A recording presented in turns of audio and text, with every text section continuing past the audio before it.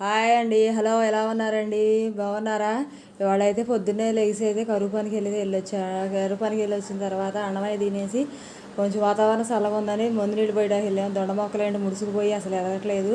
దొండ తోటలోకి అయితే వెళ్ళి మొక్కలు అయితే బయటెక్స్ నీళ్ళు అయితే పోస్తున్నాము. బయటెక్స్ నీళ్ళు పోయటానికి అయితే వెళ్ళాము. చాలా ఎండగా ఉంది. తోటలోకి వెళ్ళిన తర్వాత బాగా ఎండ వేసింది. ఎండ వేస్తుంటే పోయాము ముందు నీళ్ళు. అలాగే ఎండ తట్టుకోలేక మంచినీళ్ళు 2 వాటర్ బాటిల్ మంచినీళ్ళు తాగేసాము. అలాగే చల్లబడింది 4:30 ఇంకా ఎండ తగ్గలేదు.